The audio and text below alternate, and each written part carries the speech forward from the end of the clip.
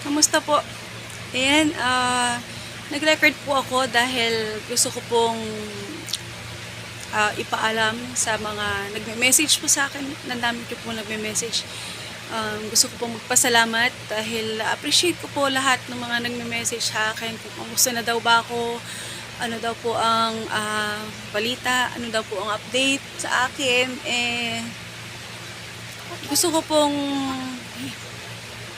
ibigay or magsabi po at samantalayin po ang pagkakataon na to na sabihin po sa inyo na nakalabas po ako ng ospital at gusto ko pong magpasalamat sa lahat ng mga tumulong po sa mga gastos po namin at sa pagbabayad po ng hospital bill. Inuulit ko po na hindi po ako pwede lumipat basta-basta ng ospital, lalo na po sa public, dahil ako po laging nag-iisa sa pagpapacheck up.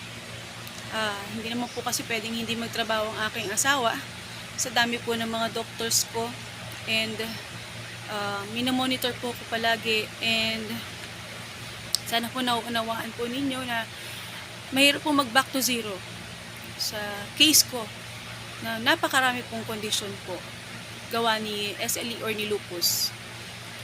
And ayun, ang update ko po is nandito po ako sa bahay. Ayan.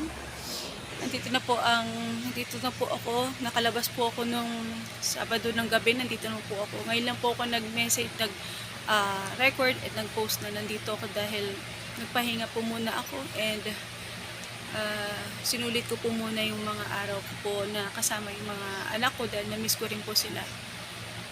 And yung sa mga tumulong po, sana bigyan pa po kayo ni Lord ng kalakasan loob, at alam ko po ibabalik po niya yun. Ibabalik niya po yun, siksik, liglig at umaapaw. Sana hindi po kayo magsawa magdasal din po, and pinagdadasal ko rin po kayong lahat. Sa ngayon po, nandito po ako sa bahay.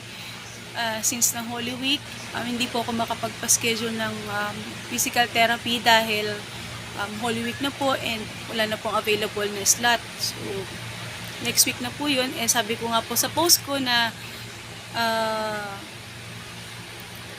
ito pong case ko is hindi po basta-basta, and hindi lang po isa, hindi lang po dalawa, hindi isang katutak po. Liver, spleen, intestine, pancreas na lang po ang walang tama sa akin ni SLE or ni lupus.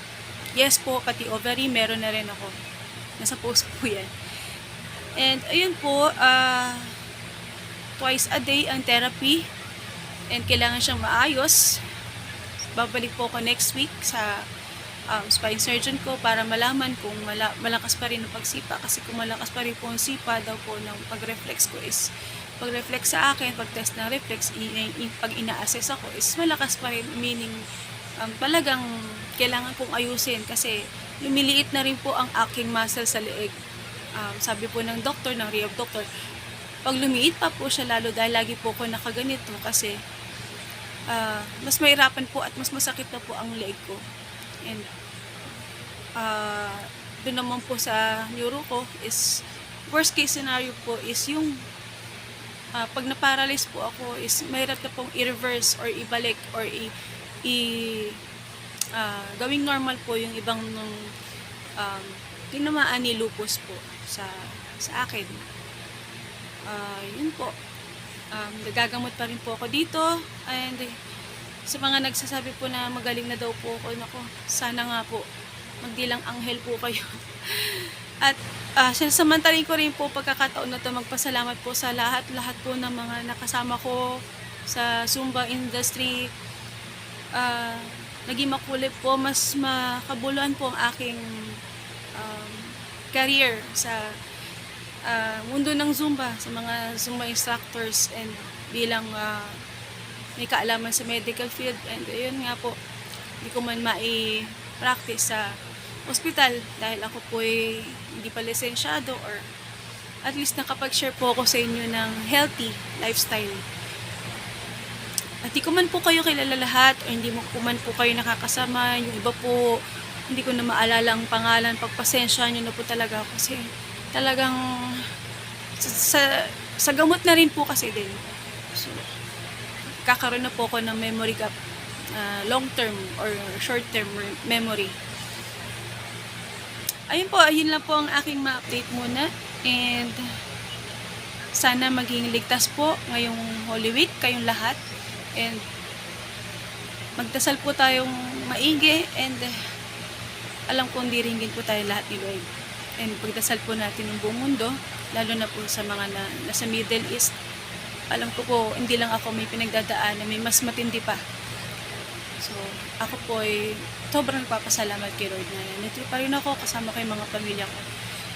Pero yun nga po, alam ko naman may hangganan din po ako. At lahat naman po tayo may hangganan din. At alam po ni Lord kung hanggang kailan lang tayo at kung paano niya tayo pupunin.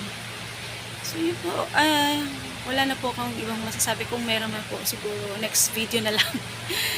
Maraming salamat po, and have a blessed and ligtas po na Holy Week po sa ating lahat. Salamat po.